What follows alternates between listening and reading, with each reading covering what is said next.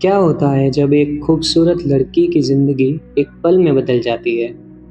जब समाज उसके रंग को, उसके चेहरे को, उसके दाग को उसकी पहचान बना देते हैं। ये कहानी है अनुपमा की, एक सुंदर, समझदार और सपनों से भरी लड़की की, जिसके सपने एक दिन जिंदगी के कड़वे सच से टकरा जाते हैं। सुधा मूर्ति की लिखी हुई महाश्वेता सिर्फ एक प्रेम कहानी नहीं है। यह एक ऐसी यात्रा है जहां एक औरत अपने अंदर की ताकत को पहचानती है और समझ जाती है कि असली खूबसूरती चेहरे में नहीं, दिल और हिम्मत में होती है। तो तैयार हो जाइए एक ऐसी कहानी सुनने के लिए जो दिल को छू जाएगी और सिखाएगी कि हर दाग के पीछे एक कहानी होती है, एक नई शुरुआत की। नमस्कार दोस्तों, मैं हूं आपका होस्ट इनसेन स्माइली और लेकर आया हूं किताब सुधा मूर्ति की लिखी हुई महाश्वेता। चलिए शुरू करते हैं। दीपावली पर सत्या मैसूर चला गया। सत्या का तो घर है, माँ बाप बहन सब इंतजार करते हैं। अगर नहीं जाता तो निराश होते हैं। जाने से पूर्व अनुपमा की सहायता से बहनों की साड़ी खरीदी। अनुपमा को भी एक देने गया तो उसने ली नहीं। सत्या, आप मुझे खुश देखना चाहते हो तो कुछ भी तोहफा नहीं देना। सत्या हार गया। बसंत ने इन दोनों के बीच समझौता करवाया। सत्या दीपावली के लिए कुछ देना चाहता है, आप लेना नहीं चाहती। सत्या, पटाखे दे दो, आप मना मत कीजिएगा। ढेर सारे पटाखे, जमीन चक्र, अनार, फुलझड़ी सत्या खरीद लाया। अनुपमा उनको मना नहीं कर पाई। इतने पटाखे अनुपमा अकेली थोड़े ही छोड़ेगी, तुम भी हाथ मिलाओ, सत्या ने अप्रोक्षता से उससे कहा। अनुपमा को लगा वसंत दिवाली पर कहीं भी नहीं जाएगा, वह अकेला दीपावली कैसे मनाएगा। वैसे भी रात को छात्राएं खाने पर आ रही है, वसंत को भी बुला लूंगी। डॉक्टर, दीपावली के दिन आप मेरे यहाँ आना, मेरी छात्राएं भी आ रही है। वर्ष में एक बार बुलाना मेरी प्रथा है, सब मिलकर पटाखे उड़ाएंगे। आह्वान वसंत को समाधानकारी लगा। उसने अकेलेपन में कई साल गुजारे थे। दीपावली के समय में ही उसकी माँ का स्वर्गवास हुआ था। वह याद हर दीपावली के संदर्भ में उसको खिन्न कर देती थी। ममता भरी माँ दिवाली के दिन प्रातः तेला व्यंजन करवाती थी। दिवाली की उमंग और उल्लास पर गरीबी का असर कभी नहीं दिखता था। माँ को भुलाना बड़ा कठिन लगता था। वसंत दीपावली के दिन दोपहर में ही आ गया। अनुपमा के लिए बर्नार्ड शो के नाटक किताब भेंट में दी। अनुपमा हमेशा जैसी उल्लसित थी। मन की भावनाओं की उलझन चेहरे पर कभी नहीं दिखती थी। मंद स्मित बदन से दिल की गहराई का पता नहीं चलता था। मैं जल्दी आ गया, आपके काम में कोई बाधा तो नहीं हुई? नहीं डॉक्टर, मेरा काम सुबह ही पूरा हो गया था। अनुपमा, ये किताब देखिए, बर्नार्ड शॉ के नाटक। देखिए, ये क्या, आप इसे क्यों लाए? माँ कहती थी स्नेह प्रिय के पास खाली हाथ कभी नहीं जाना चाहिए। अनुपमा चुप हो गई। ड्राइंग रूम से बाहर सुंदर कॉस्मोस फूल, श्वेत पुष्प, सुगंधराज, मणिकर्णिका के पौधे लगे थे। बसंत ने कहा, माँ का आदेश नहीं भूल पाता, आपको क्या लगता है? मैं क्या कहूँ डॉक्टर, मुझे तो माँ की याद भी नहीं है। जिंदगी में हम बहुत कुछ खो देते हैं, सोना, चांदी, पैसा, मगर माँ जैसी चीज खो जाती है तो वो वापस कभी नहीं पा सकते। सिर्फ व्यक्ति की नहीं, विश्वास, प्रेम, ममता, अंतःकरण सब खो देते हैं। बिन माँ के बच्चे आखिर तक अनाथ हो ही जाते हैं। अनुपमा प्राय अपनी बीती हुई जिंदगी याद कर रही थी। मुंबई आने के बाद उसको जब नौकरी मिली थी तब हर महीने 300 रुपए अपने पिताजी को भेजती थी, मगर एक बार भी काम नहीं गई थी। इच्छा भी नहीं थी, मगर अपना दुख कभी पिताजी को बताया था। जिस दिन वेतन मिलता था उसी दिन खत लिखकर पैसे भेज देती थी। शामराव जी की भी दुविधा में थे। अनुपमा ऐसा जीवन व्यतीत कर रही है जिससे उनको शांति नहीं थी। कल आनंद का मन परिवर्तन होगा, रहम करेगा और बेटी को वापस ले जाएगा। हमारे समाज में विधवा स्त्री और परित्यक्तता स्त्री उनको स्थान मान ही नहीं है। परित्यक्तता स्त्री की स्थिति विधवा से भी बदतर मानी जाती है। आनंद से परित्यक्तता अनुपमा घर के लिए भी कलंक सी थी। इसलिए वह अनुपमा से कहते थे, आर्थिक रूप से स्वतंत्र होने से ही जिंदगी नहीं बनती। जब तुम वापस अपने पति के पास जाकर रहोगे तभी मेरे चित्त को सुकून मिलेगा।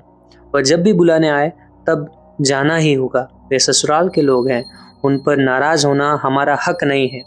ऐसे पुराने मूल्यों को समझाने वे खत लिखते थे। उसे पढ़कर अनुपमा स्वयं को अतिशय तिरस्कृत महसूस करती थी। अचानक आया ने टेलीग्राम कहकर सारी झंझट की इतिश्री कर दी। शामराव जी छेदाघात से स्वर्गवासी हो चुके थे। मायका का एकमात्र संबंध भी टूट गया था। मन ही मन में बेटी की भलाई के आशा का शोंध बांधते हुए शामराव जी अब नहीं रहे। उनकी मृत्यु का कारण अनुपमा का दुखद जीवन भी हो सकता था। गरीबी जैसा सांसारिक बोझ, मनस्ताप, चिंता, इन सब में सबसे भी उनका निधन संभव था। वे इन सब से अब मुक्त हो गए।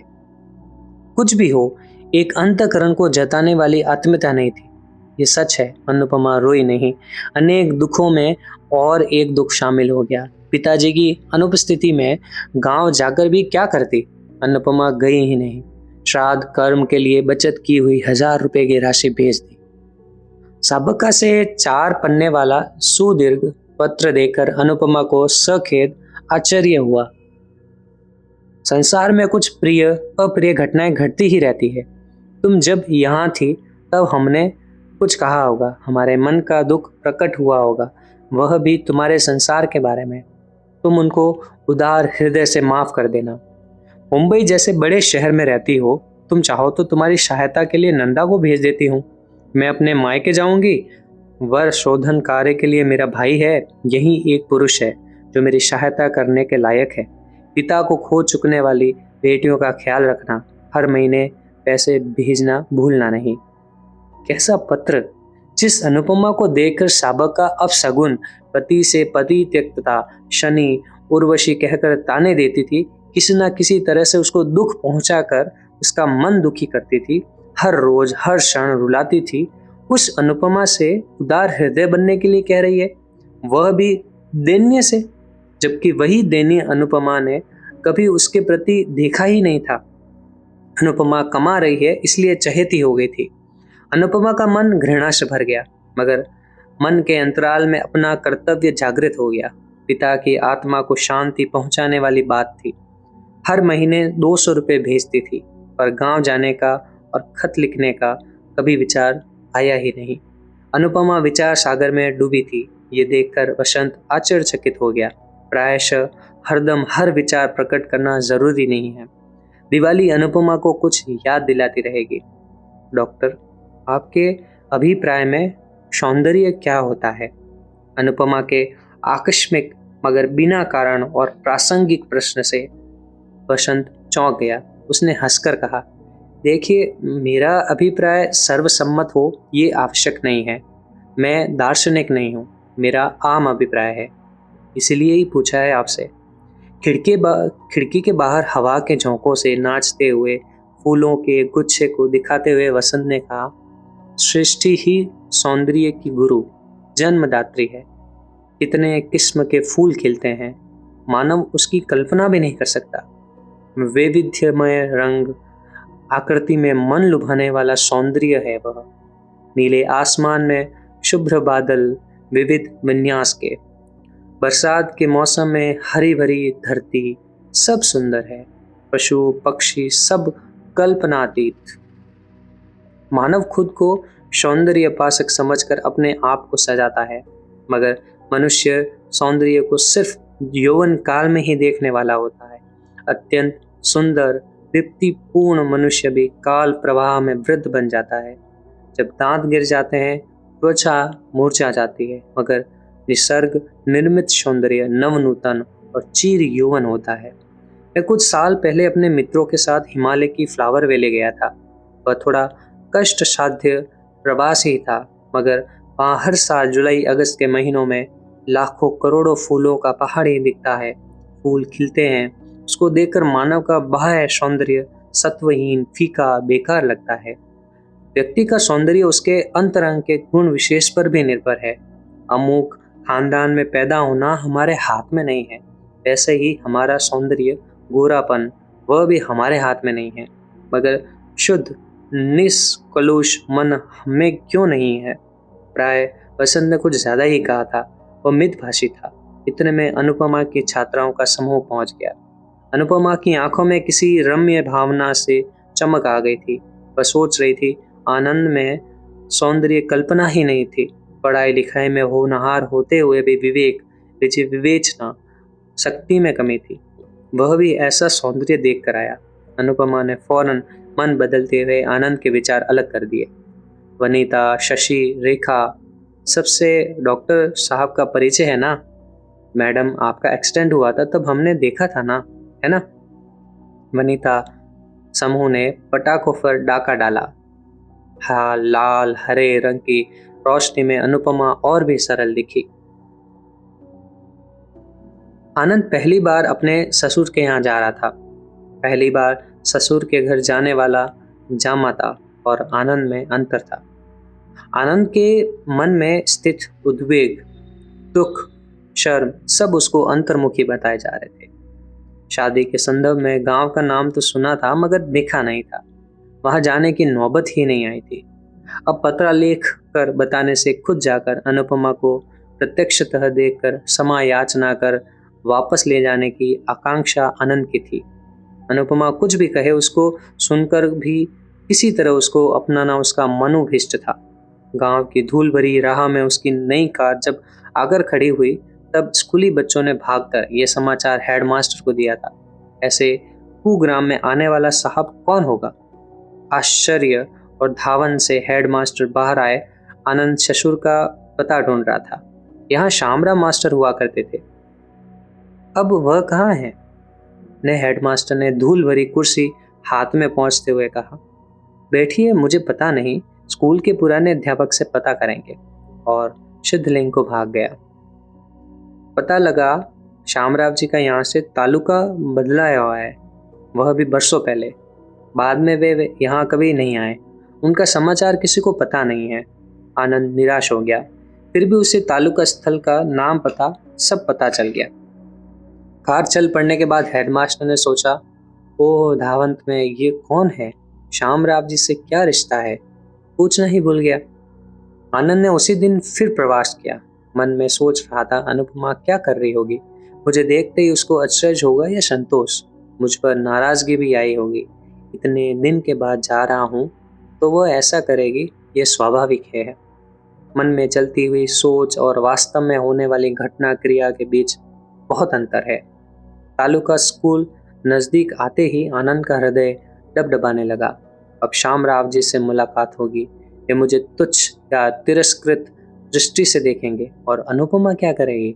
स्टीयरिंग पर हाथ थम गए। आनंद ने अपने आप को तसल्ली दी। एक बार भूल हो चुकी है, उसका फल भुगतना ही पड़ेगा। वह कुछ भी करे, प्रत्यक्ष रूप से अनुपमा से क्षमा याचना करूंगा ही और मना कर वापस भी ले जाऊंगा। आनंद ने स्कूल के सामने कार खड़ी कर दी। ऑफिस के अंदर जाकर कहा, मुझे शामराव जी से मिलना है।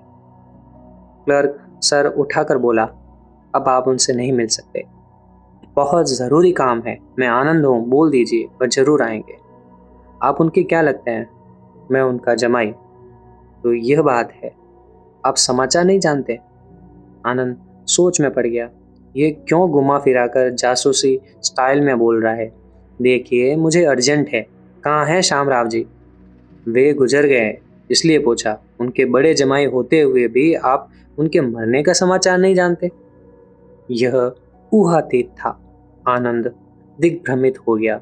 अब कहाँ कहाँ ढूंढना होगा? इस तलाश का अंत कहाँ है? उनका कुटुंब, उनकी बेटियां। निर्लक्ष्य सा क्लर्क बोला, हम ज्यादा कुछ नहीं जानते, मगर उनकी बीवी बच्चों को लेकर मीरज के नजदीक कोई गांव है जहां उसका मायका है, वही रहती है। एक बार बकाया राशि लेने आई थी। मतलब अनुपमा सौतेली माँ के मायके में? छी, कभी नहीं। फिर भी आशा का तंतु सूक्ष्म मगर मजबूत होता है। उनकी बड़ी बेटी का नाम अनुपमा था। वह कहाँ है? अनुपमा ने पूछा। आनंद ने पूछा। क्लर्क ने लिखना छोड़ दिया। अत्यंत कौतूहल भरी कहानी जैसा दृश्य। अग्नि को साक्षी मानकर हाथ थामा हुआ पति पत्नी की खोज में आया है। श्यामराव मास्टर जी घर के समाचार का स्कूल में जिक्र कभी नहीं करते थे। इस स्कूल में भी वे ज्यादा दिन थे ही नहीं। साहब, फिर आपकी धर्मपत्नी की बात है, ऐसा कहिए। प्रसंग से अधिक बात से आनंद क्रोधित हो गया। फिर भी इसी महात्मा से अनुपमा का पता लगाना था, इसलिए चुप रहा। हाँ, मुझे तो पता नहीं, अगर आप चाहते हो तो खारेद मास्टर से पूछकर बताता हूँ, कहते हुए उठकर चला गया। आनंद को अपनी अनुपमा का पता मिलने में केवल कुछ क्षणों का अंतर था। कैसा व्यंग्य! पति पत्नी को ढूंढने के लिए चौथे आदमी की सहायता में लगा है, मगर कोई चारा नहीं था।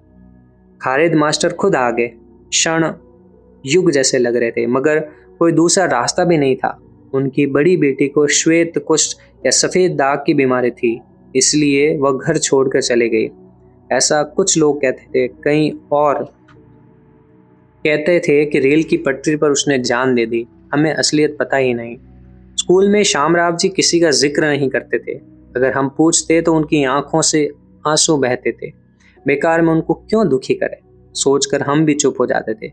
उस लड़की को कुछ हुआ था, ये सब सच था। अनुपमा की खोज खत्म हो गई। अनुपमा इस विशाल विश्व में जिंदा है या नहीं, ये कोई नहीं जानता, मगर यह कठोर सत्य है कि वक्त पर सहायता नहीं मिलने से उसकी जिंदगी ने भयानक मोड़ ले लिया होगा। ऐसा आनंद सोच रहा था। आनंद की आंखों में आंसू भर आए। वही श्वेत कुष्ठ अनुपमा की मृत्यु के रूप में आया था। शादी में सुकोमल पुष्प सी अनुपमा को अपनी भद्र बाहुओं से संरक्षित करूंगा, सोचा था। अब क्या हुआ? सिर्फ दाग की वजह से मृत्यु कूप में ढकेली गई थी। भगवान की कितनी पूजा, लाख पुष्प पूजा, नमस्कार, चमत्कार से इस पाप को मिटाया नहीं जा सकता। मेरे मन को कभी शांति नहीं मिलेगी। लोक निंदा भय से डरकर स्वयं प्रतिष्ठा की खातिर पानी ग्रहण की गई पत्नी को जिंदगी की बलि चढ़ा दी। ऐसे पाप का विमोचन कैसे होगा? अत्यंत दुखी आनंद स्तंभित शिला जैसा खड़ा था। डॉक्टर, अगर हो सके तो शाम 6 बजे मुझे मिलोगे? मैं अपने घर में इंतजार करूंगी। बसंत चिट्ठी पर आंख टिकाए देख रहा था। अनुपमा ने किस विशेष कारण से यह संदेश भेजा होगा। सत्या के पीलिया प्रकरण के बाद सत्या ही नहीं रहा, ऐसा असत्य लगता था। विद्या आराम से अपने पति के साथ चली गई। सत्या बोला, वसंत, हमने अनुपमा के बारे में क्या सोचा था, यह तो उससे बिल्कुल अलग ही निकली। किस मामले में? जीवन दृष्टि में। उसके साथ हुआ अन्याय, बेइंसाफी, झेला हुआ संकट, दुख को देखा तो हम कितने भाग्यशाली है महसूस होता है। उसके लिए जीवन एक छिपा छिपी के खेल जैसे सुख, चैन, संतोष, वैभव की झलक दिखाकर बाद में वंचित किया जाता है। धैर्य का जीवन में बड़ा मोल है, इसलिए मैं अनुपमा को आदर की दृष्टि से देखता हूँ। सत्या, मैं इसलिए कहता था, केवल विरूप त्वचा देखकर कुछ मत कहना। हाँ सत्या, उसके गुण विशेष पहचान कर, उसको समझाकर जो उसको पत्नी बना ले वही पुण्यशाली और भाग्यशाली है, ऐसा मुझे लगता है। वसंत अनुपमा के घर की ओर चल पड़ा। अनुपमा इंतजार में थी। डॉक्टर, मैंने आपको किस कारण से बुलाया इसका आप अनुमान लगा ही नहीं सकते। मैं खुद आपको यहाँ लाना चाहती थी, मगर कुछ विचार आमने सामने ही कह सकते हैं। आपके यहाँ आने जाने वालों का भी दौर रहता है। अनुपमा एकांत में क्या कहना चाहती होगी, अपना निजी विचार? वसंत सोच रहा था। अनुपमा ने एक ही क्षण सोचा और चप्पल पहनकर कहा, चलिए।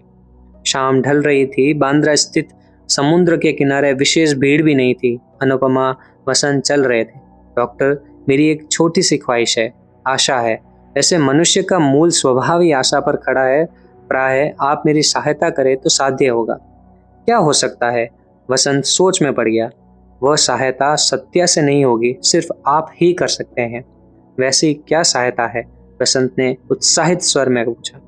डॉक्टर, आपके इंटरनेशनल मेडिकल कॉन्फ्रेंस में मनोरंजन कार्यक्रम टाटा थिएटर में चलेगा।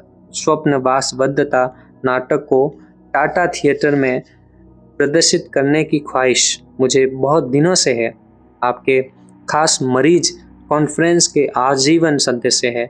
मैं कोई सिफारिश नहीं चाहती हूँ, वे हमारा नाटक देखे, अगर उनको ठीक लगे तो नाटक प्रदर्शन का आदेश दे, तब हमारे ग्रुप को भी बड़ा नाम हासिल होगा। बसंत निरुत्साहित हो गया। डॉक्टर, ऐसा शुभ अवसर मिला तो हमारी लड़कियां भी उत्साहित होगी। हमें टाटा थिएटर में सिर्फ एक मौका दिलवा दीजिए। अगली बार हम खुद इंतजाम कर लेंगे। आपसे पूछते हुए संकोच होता है। आप अपने मेहमानों को हमारा नाटक दिखाकर मन बहलाइए। मौजवानी साहब से विनती कीजिए, उनको पसंद आया तो आपके कॉलेज के डीन से मिलेंगे। आपको ये सब किसने बताया? मौजवानी साहब मेरे पेशेंट तो है, मगर मैंने कभी खास तरीके से उनका उपचार नहीं किया। उनको जानता तो हूँ, मगर डॉक्टर, ये बात सत्या ने बतलाई है। आप हाँ कहे तो वह भी आपके साथ आ जाएंगे। आपके बारे में, आपके हस्तगुण के बारे में मौजवानी के मन में विशेष अभिज्ञान, आनंद, आदर और गौरव है। मौजवानी जी ना नहीं कहेंगे, वह भी सत्या ने ही बताया है। ठीक है, मैं कोशिश करूंगा। देखिए, मैं मरीजों को 3 प्रकार से देखता हूँ। कुछ रोग होते हुए अति विनय प्रदर्शित करते हैं तथा ठीक होने तक सब सुनते हैं। एक बार ठीक हो गए तब रास्ते में मिले तो भी अपरिचित जैसे गुजर जाते हैं। अगर उन्हीं के पास मेरा काम हो जैसे व्यतिरिक्त करके मेरा एहसान चुकाते हैं।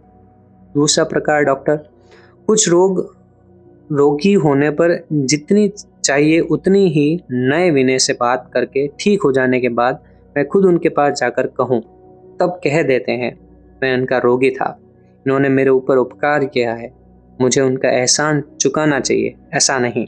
फिर भी वह कृतज्ञ नहीं है। अब रहा तीसरा प्रकार, रोग मुक्त होने के बाद सदा चिकित्सकीय सेवा याद रखकर दोहराकर जबरदस्ती उपकार करके अपना एहसान जताते हैं, हम पर उपकार का भार चढ़ा देते हैं, मगर ऐसे लोगों की संख्या कम हो रही है। अब मैं सिर्फ 2 लोगों को याद कर सकता हूँ। कौन? एक है मौजवानी, कभी समय में संदर्भ मिला तो बस मुझे कुछ ना कुछ सहायता करने की इच्छा, वह भी प्रबल इच्छा प्रकट करते हैं। डॉक्टर, आप अस्पताल कहाँ खोलेंगे? कहीं ऑनररी पोस्ट चाहिए। जब मैं मना करता हूँ तो निराशा से खिन्न हो जाते हैं। आपका एहसान कैसे चुकाऊं? मैंने तो कोई खास दवा नहीं दी थी, मगर उनका गुण ही विशेष है। दूसरा, आपने सत्या की देखभाल की, उसका महत्व मैं जानता हूँ। आपने अकेली स्त्री होते हुए जिम्मेवारी संभाल कर निष्काम भाव से सत्या की सेवा की, मगर मेरा एक काम आपके पास बचा है, अपूर्ण भी है। क्या है ऐसा काम? अनुपमा, मुंबई आकर मेरी चिकित्सा विद्या सीखने की इच्छा पूर्ण हो गई है। पिछले 4 वर्ष सिर्फ अनुभव पाने के लिए काम किया। MS करने के बाद एक काम ही अधूरा रह गया है। अनुपमा, आपको अनुपमा कहा इसलिए आप माफ कीजिए, मगर अनुपमा जी, मेरी आगे आने वाली जिंदगी में मेरे देहात के घर में सुख दुख में भागी होने के लिए आप आएगी क्या? अनुपमा निरुत्तर हो गई। उसने इसकी अपेक्षा नहीं की थी, वह भी बसंत के बारे में। ऐसी भावनाएं इसकी कभी नहीं थी। तो दोस्तों, ये था एक और भाग। अब बस हम अगले एपिसोड में महाश्वेता किताब को ख़त्म करने वाले हैं। तो मिलते हैं अगले और अंतिम एपिसोड में। तब तक कहानियाँ सुनते रहिए, कहानियाँ जीते रहिए और अपना ख्याल रखिएगा। शुक्रिया।